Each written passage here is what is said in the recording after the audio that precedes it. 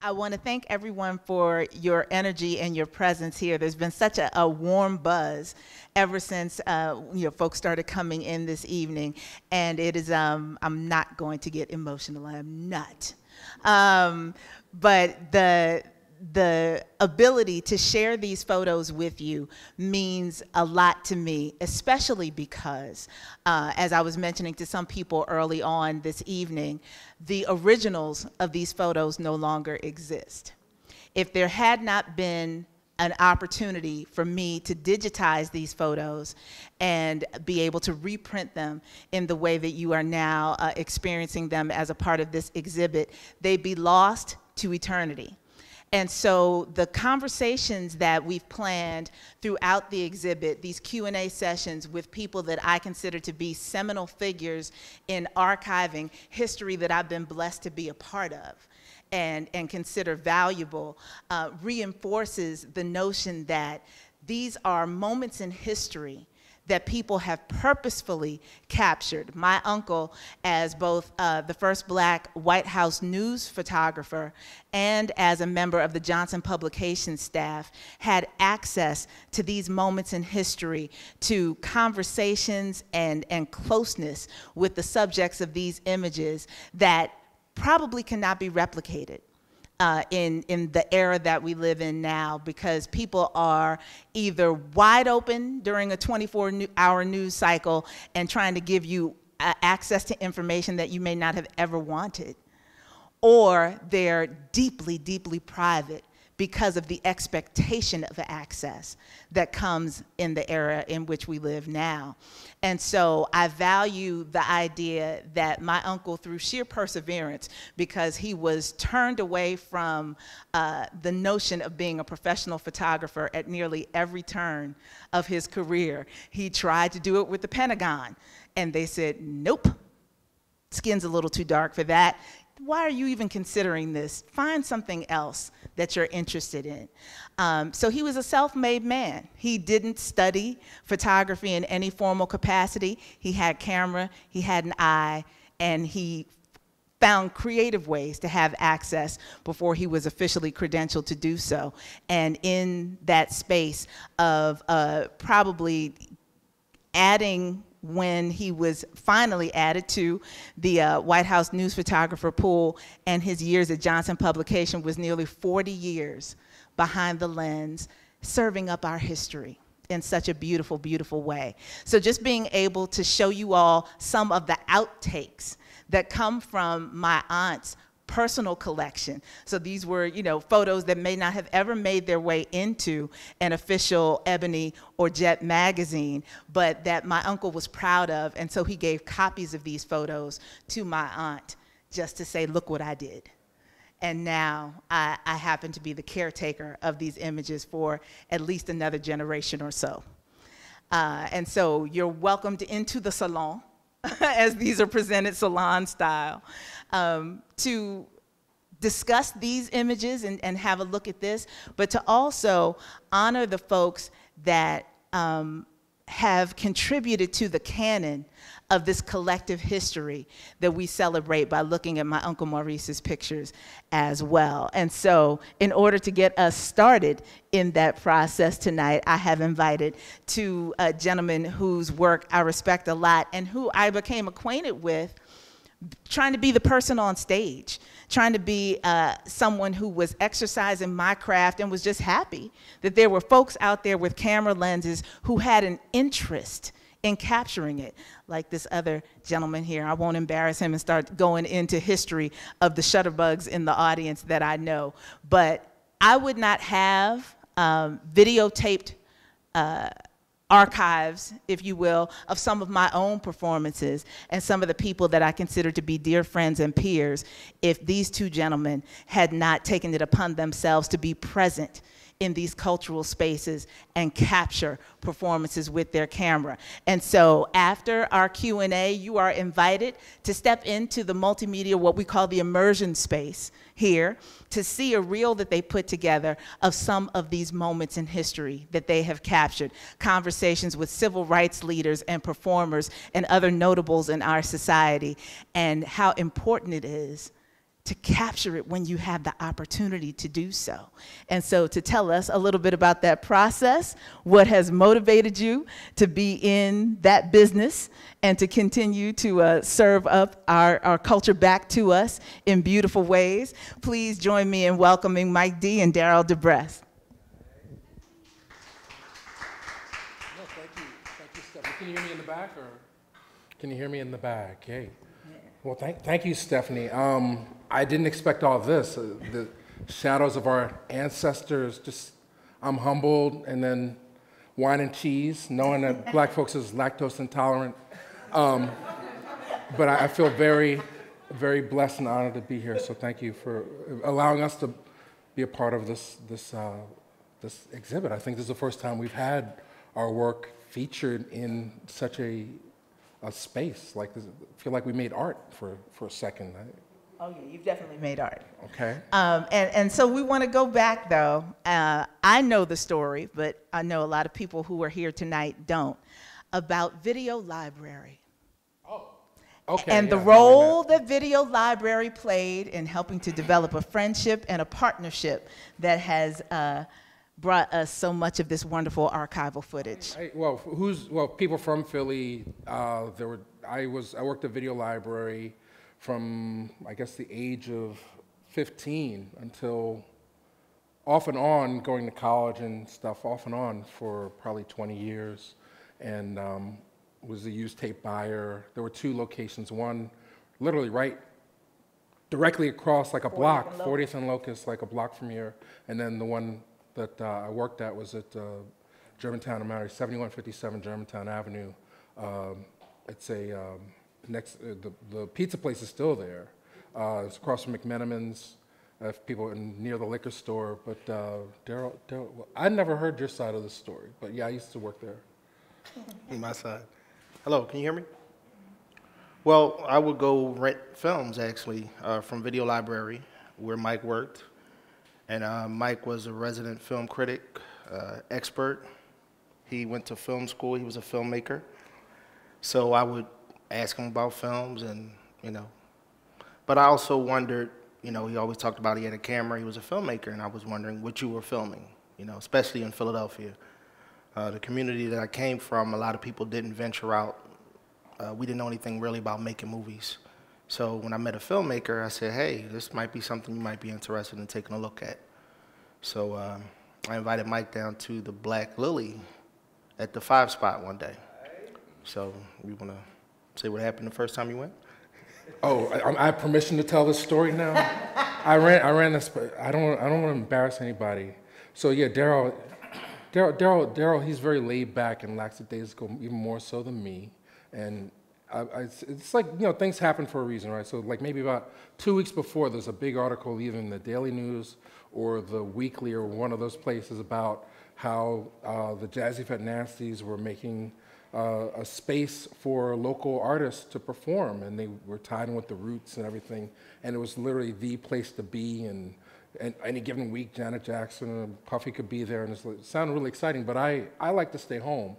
So he's like, I've been there, I've been filming, you should come down. I was like, oh, bet, I just got a camera, I'll meet you there. What time's it start? 10 o'clock, I get there at 10, and Daryl ain't there. And I go to the door, I say, well, I'm here to film. Daryl sent me, and they're like, who's Daryl? River said, who's Daryl? We don't know any Daryl. Go away. So I literally got sent home, and I don't know, maybe that was a good thing. I was mad at Daryl for weeks, because it's like he set me up, but then it kind of makes you want it more. And I think, once we got it straight and he showed up the next week, it was a magical night. And unfortunately, we didn't put it in this reel, but the very first night at Black Lily was actually the very first night that Jasmine Sullivan performed there. And no, she's like 13. 13. She's 13, but it was her very first night. And they introduced her, and we both had cameras running,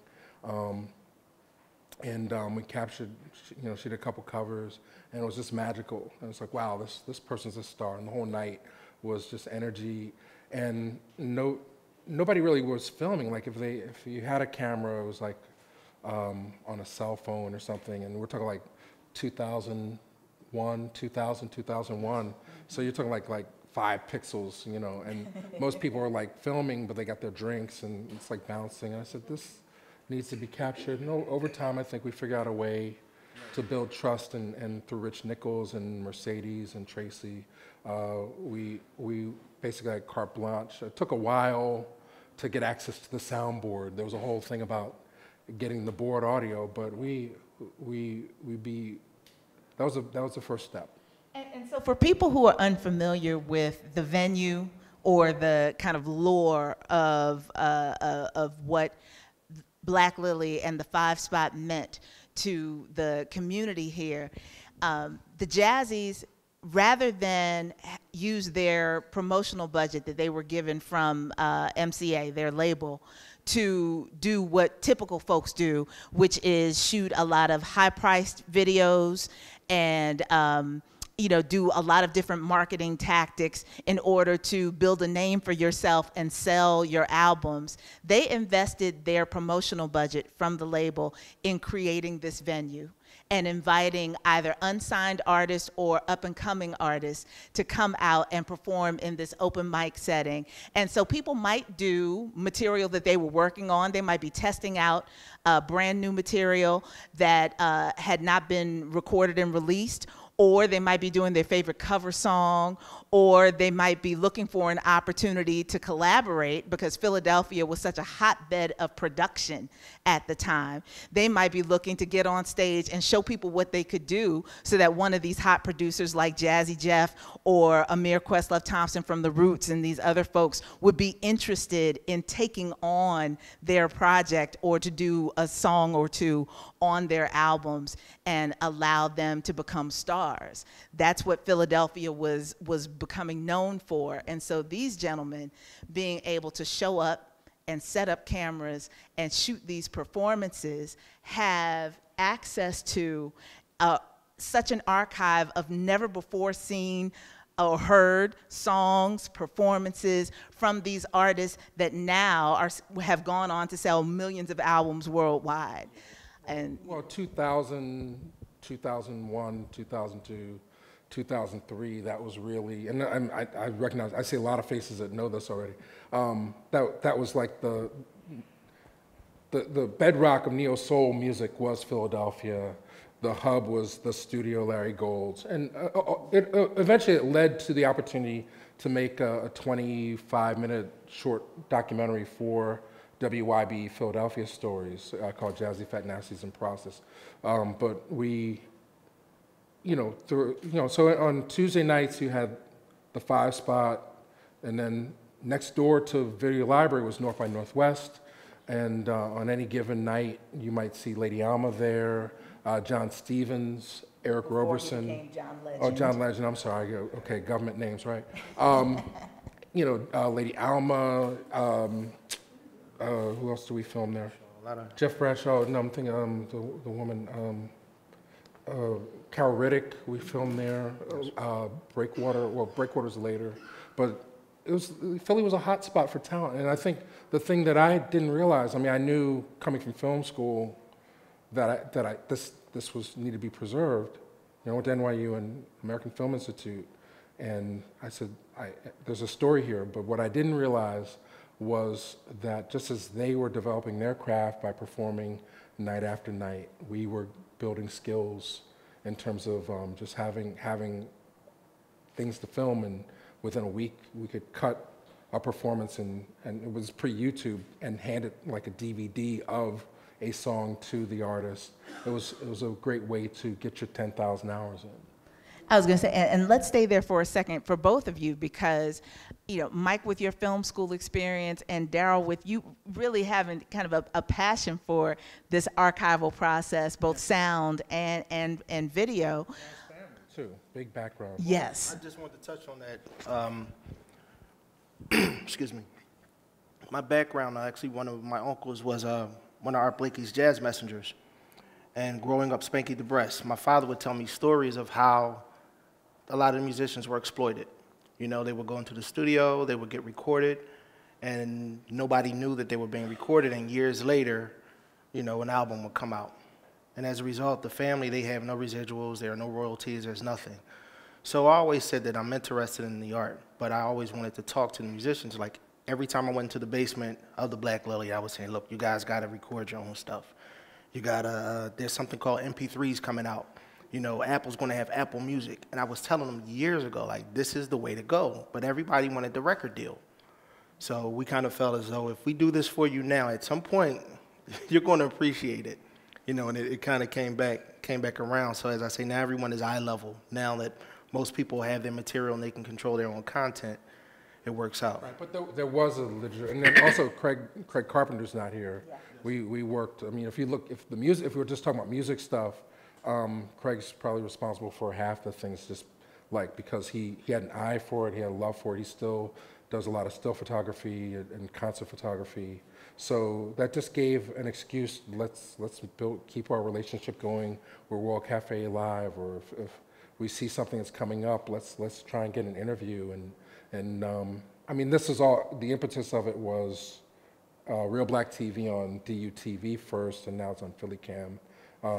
Every Thursday, actually it's on as we speak, or maybe 8:30 on Thursdays. You can catch the broadcast, but it's all on YouTube. So all these things kind of dovetailed organically as a way to film, bring people in, get practice, and then years later, it's like boxes and boxes of things, and going to film festivals, and you know, one of the first people to interview Janelle Monáe, Ava DuVernay.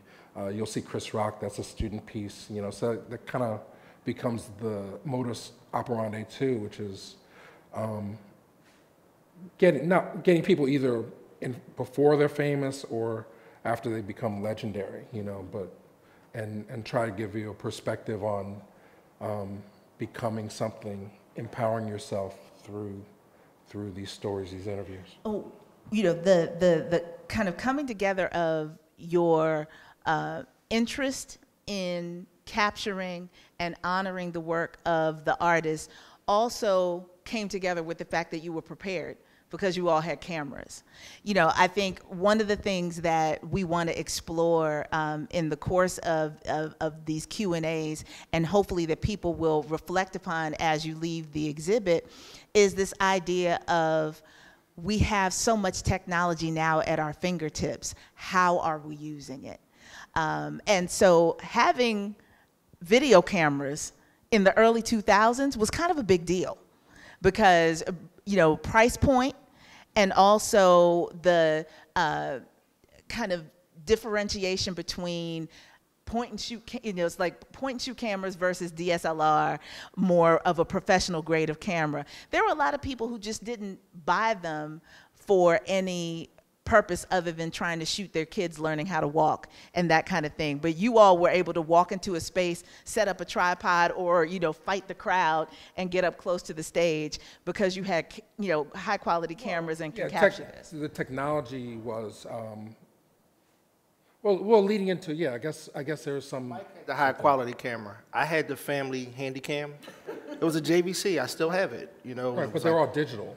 Right, it was digital at the DV time. and Apple Final Cut Pro were the two technological advents that allowed me to say, let me make the investment. I mean, at the time I was making, I still haven't gotten paychecks like this. I was in the union working at KYW.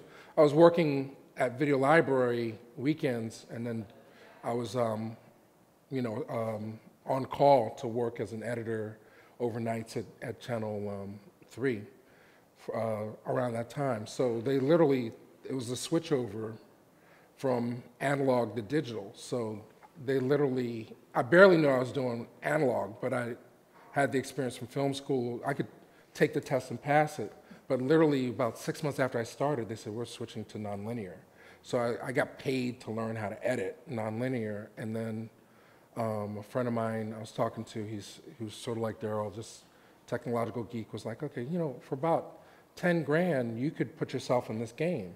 You know, you could buy a Apple G4 Mac, you know, hard drives at the time, like a terabyte. There was no such thing as a terabyte hard drive, but you know, like a DVD burner was like, my first DVD burner was $650, and the camera I think was about $2 grand. So they said, you know, so I was like, I had good credit then, and I said, well, let me just take the leap. And the first year, not only shooting that stuff, but you know, when you're hungry for stuff, when you've been deprived, going to film festivals, watching tons of movies that you just think you can do better, you just like stay up on that, make stuff. So the first 2 years I had my gear, I had 5 movies in film festivals, and you know, Stephanie and we went to Denver. We both had films in and stuff. So that's what the technology allowed. But now I think I don't even like going to shows to shoot, like, because everybody has their phones, and it's like, I mean, I think the first time, it was like maybe about 5 years ago,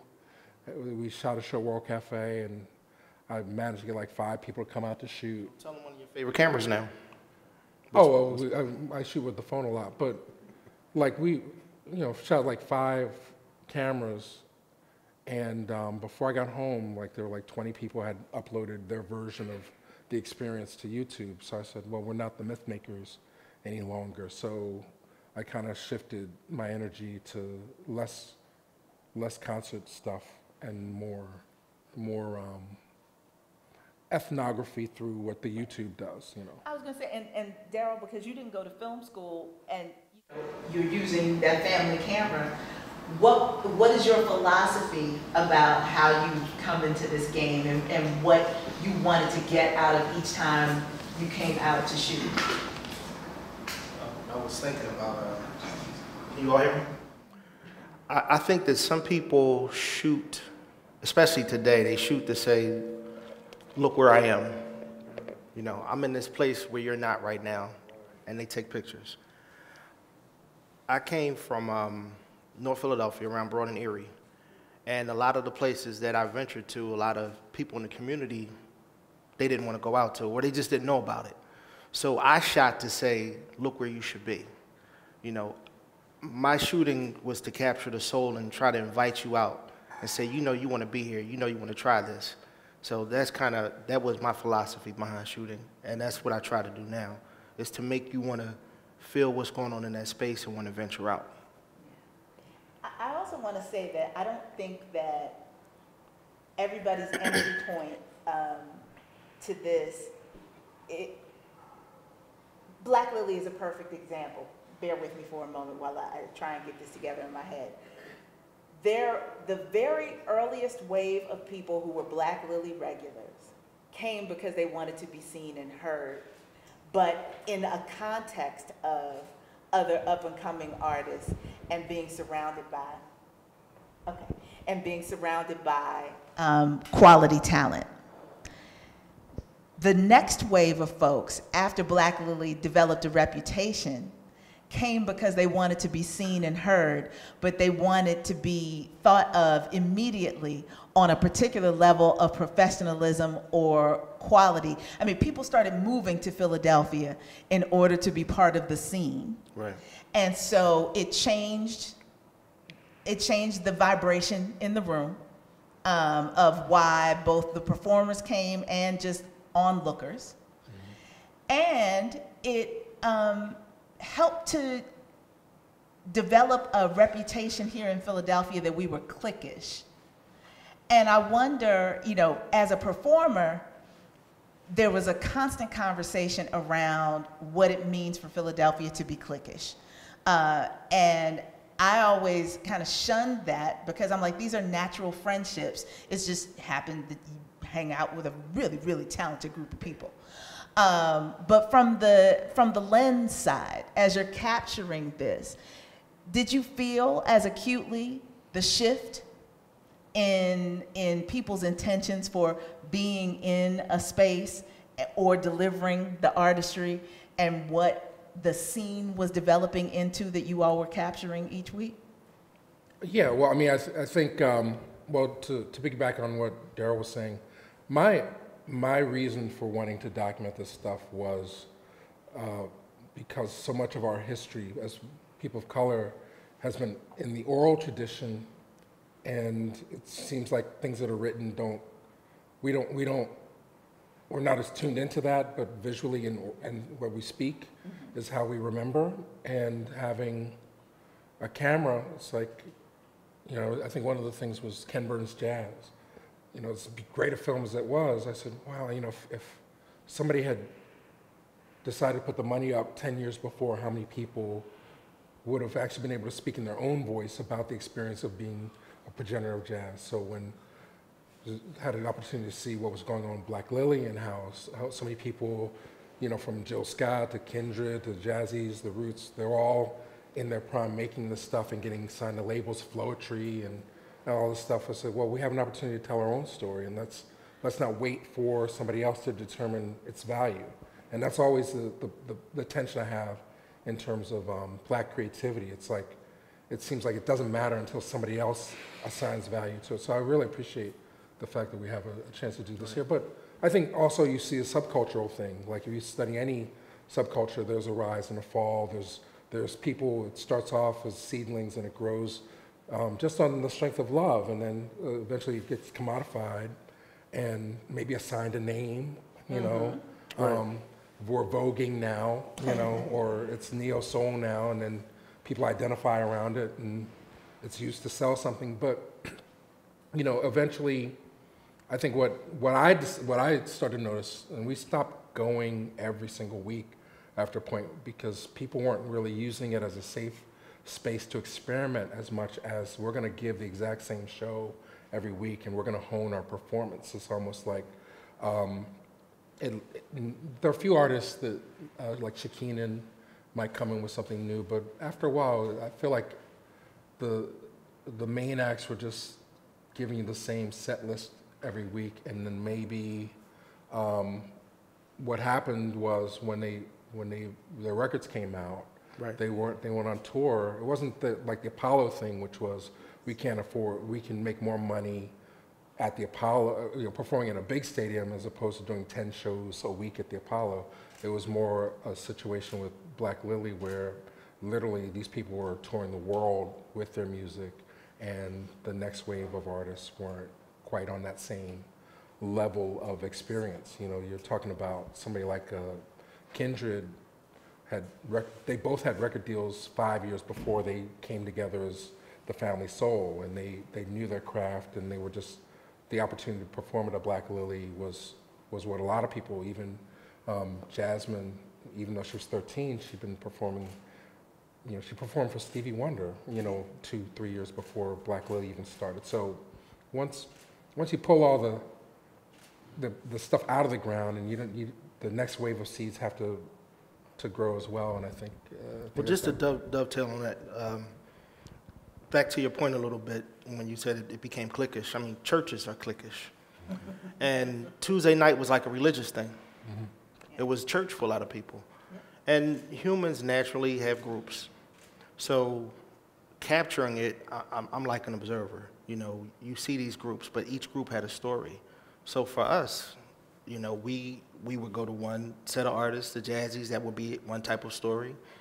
Kindred had another type of story. Jill Scott has another type of story. Jaguar definitely has another type of story. So again, to us, that was a great thing, that everybody had different types of stories to tell. And I think for the most part, it was open enough.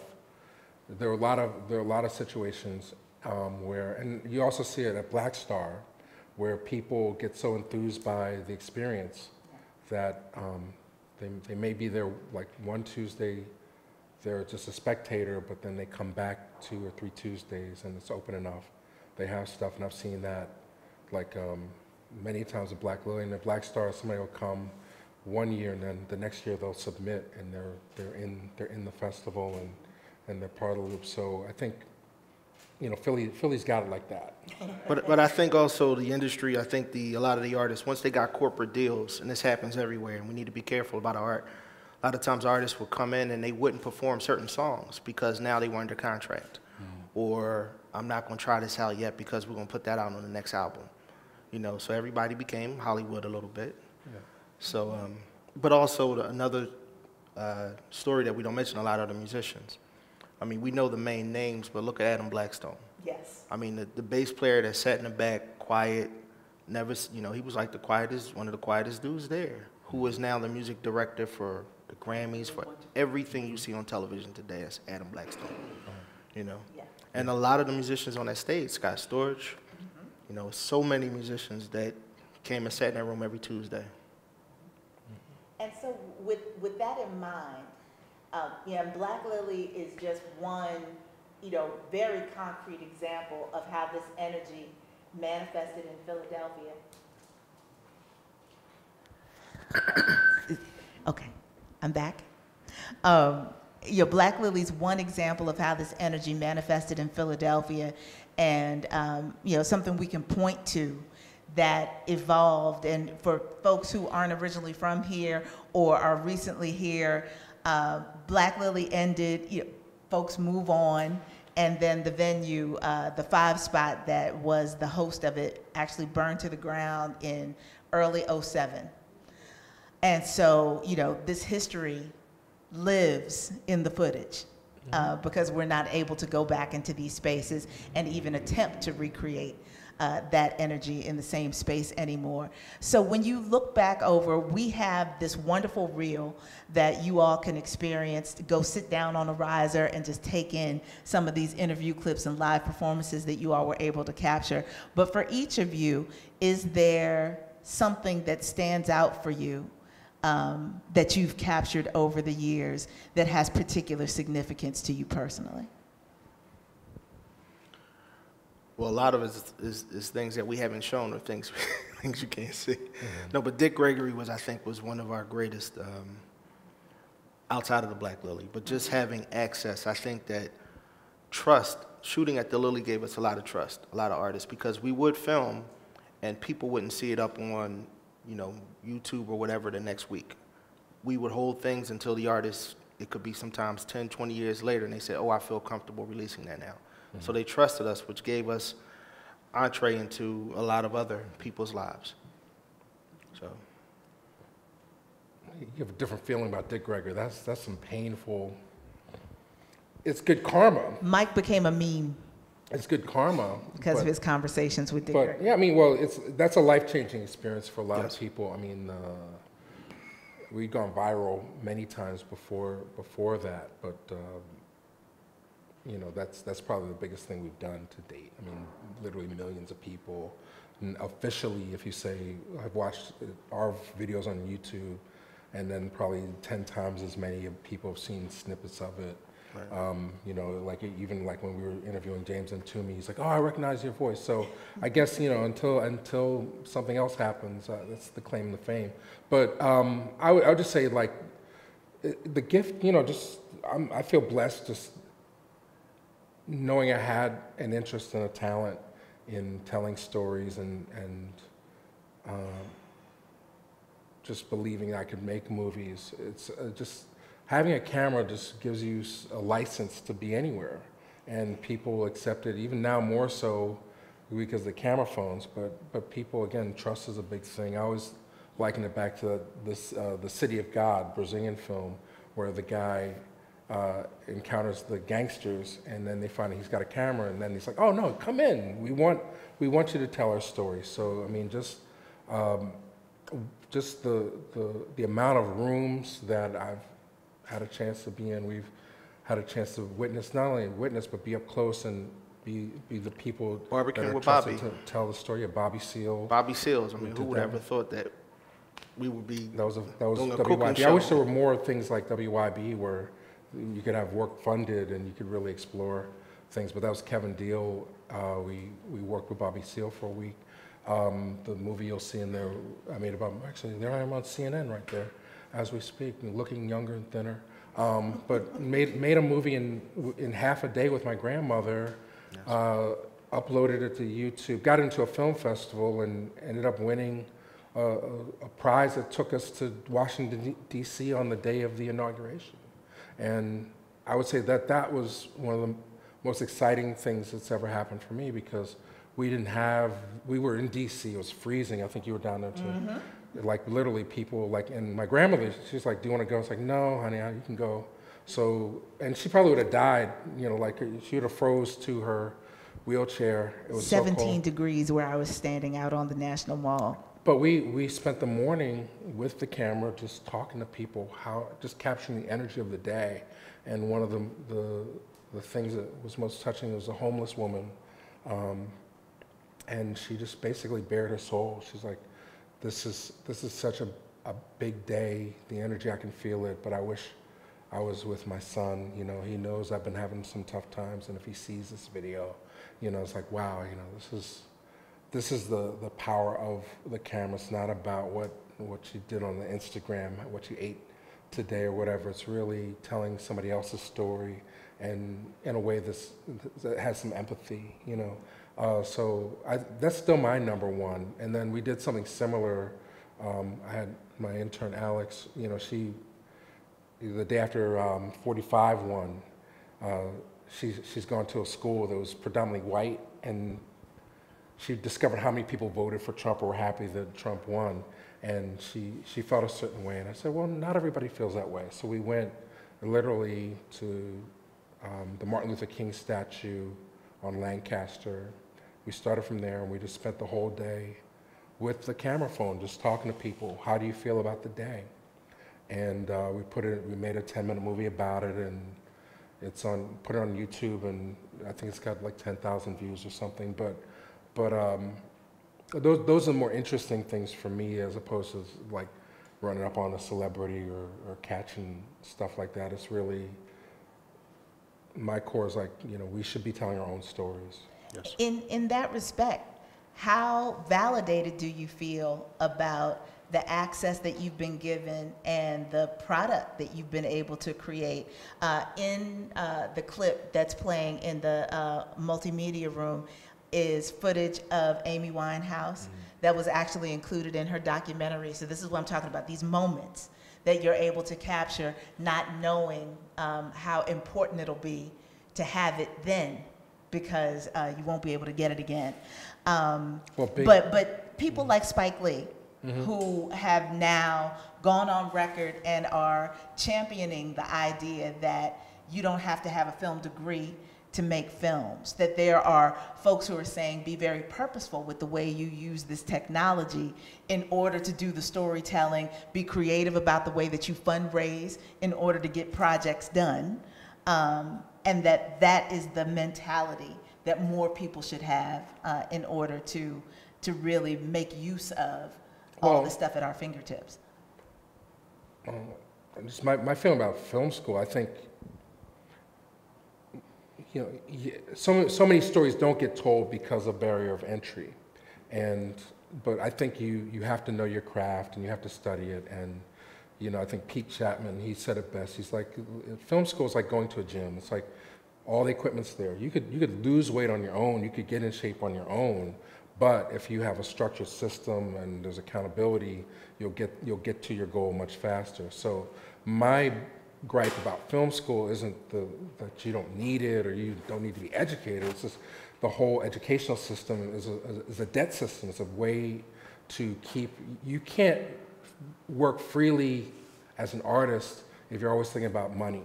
And before you even make a film, a real film, if you go to film school, you're in for at least 200 grand, right? So you're not necessarily gonna be thinking about, let me go down to Lancaster Avenue and talk to somebody about how they're feeling. You're gonna be like, let me figure out how to be the next whatever. And I think that's when the art suffers. And if you want to take it back to Black Lily, those people are not interested in getting record deals, you know, but they were interested in expressing themselves and connecting with the culture in a way where they're putting their spin on what the 70s were about, you know. And so I think, and if you talk about race, you know, film schools are incredibly racist, and more energy is spent just trying to justify your existence within that environment, unless you're going to Howard or someplace. At NYU, you know, I felt like I was on Noah's Ark. At AFI, I felt like I was on Noah's Ark. It was impossible. Like you feel like, you know, it's hard to get money to do anything substantial, and then everything's a freaking fight to try and justify your perspective on things. So, and I was outnumbered, outgunned so many times trying to get movies done. You know, it's like I don't want anybody to have to suffer through that, but at the same time, you have to create a system where there's some level of apprenticeship, either, and I like what's going on today because there's so much happening in television. If you just you could make something on your reel, like Anaya Wolf, you know, she's like 16, she's making films already, and the small amount of work that she's done will get her jobs on any number of shows that are happening. But you have to put the time in, and I think it's not anti-film school. It's anti-put yourself in the debt to be an artist. You know, that's how. I was gonna say, well, Daryl, film is not your 9 to 5. No, Yeah. not at all. I'm corporate. no free, communications company Yeah. for 27 years now. So, but I just had to quote also Dr. Ed Robinson said, we must tell our own stories in epic proportion. So, that's one of our goals. It's happening. I'm not, you hit a nerve. But I mean, and I'm trying to figure out how to do it. I mean, I always felt, for being groomed. I mean, I just feel like the culture in some ways has devolved so much that I don't know if there's any coming back from it. But you know, my training ground was Cosby. You see what they're talking about him now. It's very hard to get people to really understand the importance of a Bill Cosby, and he's from Philly, and Black Lily, and you know, so artistic integrity has always been, and speaking for the culture has always been the thing for me, and you know, I want to help more people, but it's like, it is a little, I think people feel like I can do bad by myself, you know, and you know, we've never really been in a position to like pay people and hey, we're making money doing this, so folks kind of come long enough for them to get some experience and put it on their resume, but to have the core team and investors and just make the bigger thing. I don't know if that, and James is here taking pictures. I don't know if that, James Dillon produces films as well. I don't know if it's possible in Philly to do what the music industry has done for black folks. The talent just keeps evaporating, or its lowest common denominator. So really about, let's get something done at this level and get it out.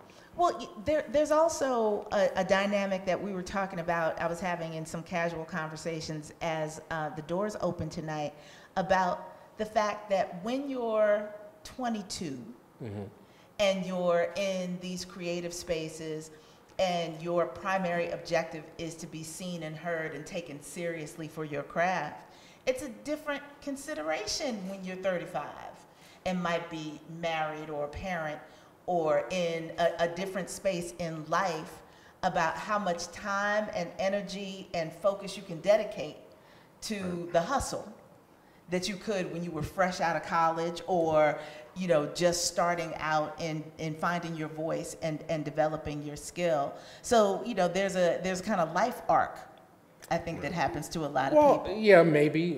I mean, I don't want to generalize about anybody's path. I think you can start any time you want. I mean, like, I was lucky. The first film I made, I was 13 years old. I worked in a video store. It's always been my love. And when I meet people that have that same passion, they could be 12 or they could be 40, you know, so you have to invest that time and energy. It's just, I mean, what I'm saying about Philly is just, there really is no film industry here. So when you get people that do have that drive and that hunger, there's a big reluctance for them to stay here, you know, and work and say, you know, Night Shyamalan was the person that convinced me that I don't need to go back to LA, I don't need to spend New York rent, you know, to tell stories. And I guess I've been stubborn about that, but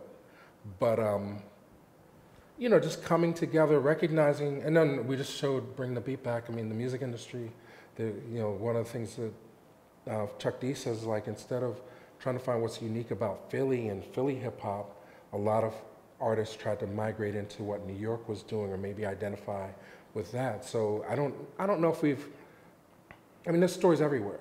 I don't know if we've captured nearly a tenth of what could be that would define Philly as a regional filmmaking scene. And I don't know if there's enough talent, like you say, that can do this full time enough for you to get a strong Philly brand. I mean, I would have thought we would have had our version of 8 Mile by now. Well, I was going to say, you've given us the wonderful language of Dr. Ed Robinson about telling our stories in epic proportions. What does that mean for you? Do you have a passion project that's lingering Well, out there somewhere? well, I just wanted to, I don't know if you hear a level of frustration I'm in definitely. Mike's response, but I feel as though that I'm just looking at this room.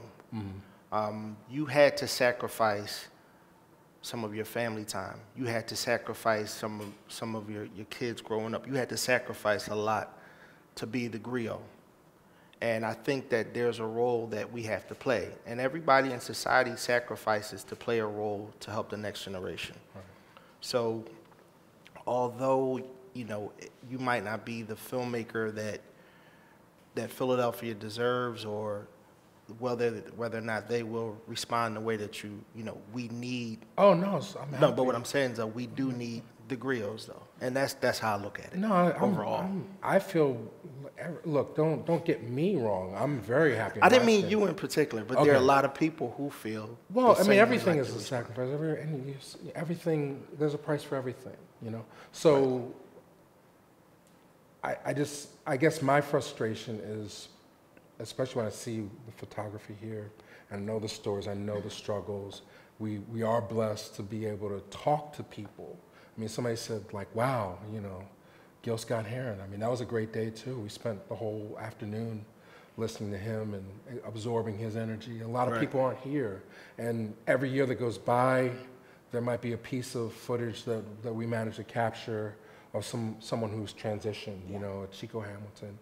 You know, when I was at Dick Gregory's service, that homecoming, it was like epic. It was like 8 hours of freaking Dick Gregory, but so many people have made it so easy for us to be where we are. It's like we're all on the shoulders of that, and I feel like we owe it to our ancestors to keep these stories alive. So maybe that's the frustration, that I don't necessarily see that same responsibility valued in the culture as much today.